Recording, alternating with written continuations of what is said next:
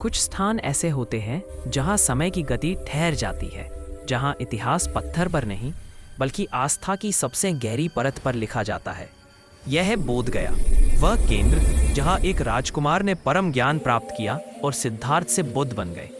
बौद्ध धर्म के ग्रंथों के अनुसार यह स्थान मात्र एक तीर्थ नहीं है, यह वज्रासन है, ब्रह्मांड की नाभि, वह बिंदु जिसे स्वयं सृष्टि के कॉस्मिक चक्रों द्वारा भी नष्ट नहीं किया जा सकता।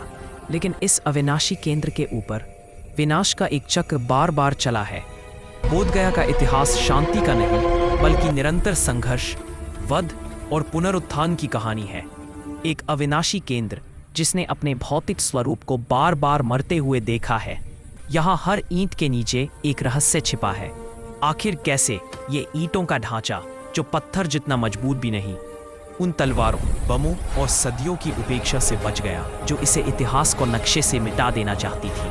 कहानी शुरू होती है 150 ईसा पूर्व।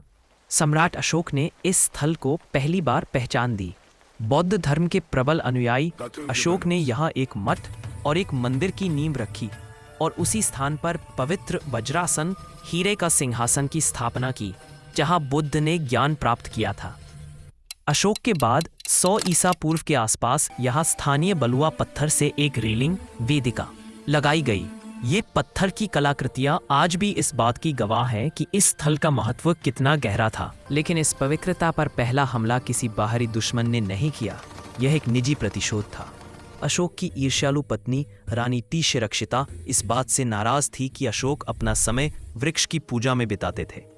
ईर्ष्या की आग में जलकर उन्होंने 254 ईसा पूर्व में बोधि वृक्ष को नष्ट करवा दिया। यह वह पहला वध था जिसने एक गहरा पैटर्न स्थापित किया। बोधि वृक्ष को कई बार नष्ट किया गया। यह शारीरिक रूप से मर सकता है, लेकिन आध्यात्मिक रूप से इसे मारा नहीं जा सकता। रानी को जल्द ही पछतावा हुआ और उसने उसी स्थान पर वृक्ष को पुनः स्थापित करवाया। यही कारण है कि आज भी जब भारत में बोधि वृक्ष बार बार बदला जाता रहा, मूल वृक्ष की एक टहनी अशोक की पुत्री संघमित्रा द्वारा 3री शताब्दी ईसा पूर्व में श्रीलंका ले जाई गई। वह श्री महाबोधि वृक्ष आज दुनिया के सबसे पुराने सत्यापित फूलदार वृक्षों में से एक के रूप में खड़ा है। एक तरह से मूल बोधि वृक्ष का निरंतर जीवन अब भी बचा हुआ है, भले ही उसकी जड़ें सैकड़ों मील दूर चली गई हों। वर्तमान महाबोधि मंदिर की भव्य संरचना 5वीं से 6ठी शताब्दी ईस्वी के गुप्त काल में निर्मित हुई। यह भारत के सबसे पुराने खड़े ईंट मंदिरों में से एक है। यही वह तथ्य है जो मंदिर के इतिहास को और भी रहस्यमय बना देता है। मंदिर ईंट और प्लास्टर से बना है। यह पत्थर की तुलना में बहुत कम टिकाऊ सामग्री है। इसे सदियों तक खड़े रहना ही अपने आप में एक वास्तुशिल्प चमत्कार है। 8वीं से 12वीं शताब्दी तक पाल साम्राज्य के संरक्षण में बौद्ध धर्म का यहाँ पुनरुत्थान हुआ, लेकिन 13वीं शताब्दी में अंधकार छा गया। तुर्क अफगान जनरल बख्तियार खिलजी के सैन्य आक्रमणों ने उत्तर भारत में बौद्ध संस्थानों को ध्वस्त कर दिया। बौद्ध धर्म भारत में लगभग विलुप्त हो गया। महाबोधि मंदिर बच गया। कुछ इतिहासकार मानते हैं कि इसे जानबूझकर मलबे और मिट्टी के नीचे छिपा दिया गया होगा ताकि आक्रमणकारी इसे नष्ट न कर सके। यह छिपने की एक रणनीति थी जिसने ईंट के इस ढांचे को सैन्य जीत से ज्यादा सुरक्षा प्रदान की, लेकिन इस बचाव की भारी कीमत चुकानी पड़ी। 13वीं शताब्दी से 18वीं शताब्दी तक यह परिसर अनिवार्य रूप से परित्यक्त रहा। महाबोधि मंदिर सैन्य हिंसा से बच गया, लेकिन 16वीं शताब्दी में एक नया खतरा उभरा, एक खामोश कब्जा। यह तलवार से नहीं बल्कि आस्था और पहचान के क्रमिक प्रतिस्थापन से लड़ा गया युद्ध था। जब बौद्ध भिक्षु जा चुके थे, तब 1590 ईस्वी में एक हिंदू सन्यासी गोसाई घमंडीगिर यहाँ पहुंचे।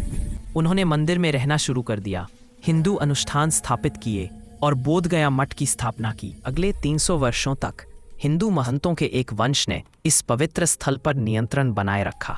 ये सांस्कृतिक पहचान का धीमा ओवरराइड था। बुद्ध को एक हिंदू देवता के रूप में पुनः प्रस्तुत किया गया। ध्यान की जगह ब्राह्मणवादी पूजा ने ले ली और बौद्ध कलाकृतियों पर चुपचाप हिंदू चिन्ह लगाए जाने लगे। मंदिर परित्याग से बच गया, लेकिन उसकी पहचान चोरी हो गई। जिस शक्ति शून्य को आक्रमणकारियों ने बनाया था, उसे एक नई धार्मिक शक्ति ने भर दिया और यहीं से आधुनिक संघर्ष की नींव पड़ी। 19वीं शताब्दी में इतिहास को फिर से खोजा गया। ब्रिटिश सर्वेक्षक मेजर जनरल ए कनिंघम और भारतीय पुरातत्वविद राजेंद्र लाल मित्रा ने मंदिर को मलबे से बाहर निकाला और इसका जीर्णोद्धार शुरू किया। बर्मा के बौद्धों ने भी 11वीं शताब्दी में और फिर 19वीं शताब्दी में इसके जीर्णोद्धार में सहायता की। जब दुनिया ने महाबोधि को उसकी मूल भव्यता में देखा तो 1891 में श्रीलंकाई बौद्ध सुधारक अनागारिक धर्मपाल यहाँ पहुंचे।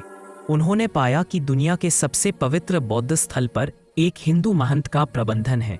उन्होंने इसे एक आध्यात्मिक और ऐतिहासिक अन्याय माना और मंदिर को वापस बौद्धों को सौंपने के लिए एक जुनून भरा वैश्विक अभियान शुरू किया। यह संघर्ष कानूनी और राजनीतिक हो गया। अंततः भारत की स्वतंत्रता के बाद सरकार ने हस्तक्षेप किया। 1949 में बोधगया मंदिर अधिनियम BGTA पारित किया गया। यह संघर्ष को समाप्त करने के लिए एक राजनीतिक समाधान था। अधिनियम ने प्रबंधन के लिए एक संयुक्त समिति की स्थापना की, लेकिन इस समिति में एक हिंदू बहुमत अनिवार्य कर दिया गया। शुरुआत में 5 हिंदू, जिसमें जिला मजिस्ट्रेट अध्यक्ष होते थे, और 4 बौद्ध सदस्य। यह समाधान ही आज संघर्ष का मूल कारण बन चुका है। बौद्धों के लिए 1949 का अधिनियम उनके सबसे पवित्र स्थान पर साझा नियंत्रण का संस्थागतकरण था। यह शांति नहीं बल्कि एक स्थायी कानूनी लड़ाई बन गई है। यह संघर्ष आज भी जारी है। क्या महाबोधि मंदिर ने अपने सभी रहस्य खोल दिए हैं? हाल के सैटेलाइट इमेजरी अध्ययनों से पता चला है कि शायद नहीं। मंदिर परिसर के उत्तर में जमीन के नीचे दबे हुए ढांचों का एक संरेखण अलाइनमेंट मिला है। ये प्रमाण एक दबे हुए मठ का संकेत देते हैं जो कभी खाई और बस्ती से घिरा हुआ था। 2500 वर्षों के इतिहास के बाद भी बोधगया अपने एक बड़े हिस्से को दुनिया से छिपाए हुए है। क्या ये वे संरचनाएं थीं जिन्हें 13वीं शताब्दी के आक्रमणों से मंदिर को बचाने के लिए ध्वस्त किया गया था? इतिहास की कहानी अभी अधूरी है। विनाश का चक्र 21वीं सदी में भी नहीं थमा। 7 जुलाई 2013 को मंदिर परिसर में 10 कम तीव्रता वाले बम विस्फोट हुए। एक बम वज्रासन के पास और दूसरा बोधि वृक्ष के पास फटा। आतंकवादियों का लक्ष्य स्पष्ट था, उस केंद्र को निशाना बनाना जिसे सदियों से अविनाशी माना जाता रहा है। आज मंदिर को सबसे बड़ी चुनौती कानूनी और राजनीतिक है। 2025 में भारत भर के बौद्ध भिक्षु और कार्यकर्ता 1949 के अधिनियम को रद्द करने की मांग कर रहे हैं। उनका तर्क है कि एक हिंदू बहुल समिति को बौद्धों के सबसे पवित्र स्थल का प्रबंधन नहीं करना चाहिए। महाबोधि मंदिर आज भी विवादों, विरोधों और संघर्षों से घिरा हुआ है। इन सब के बाद भी आज महाबोधि मंदिर गौरव का प्रतीक बन के खड़ा है। Please like and subscribe.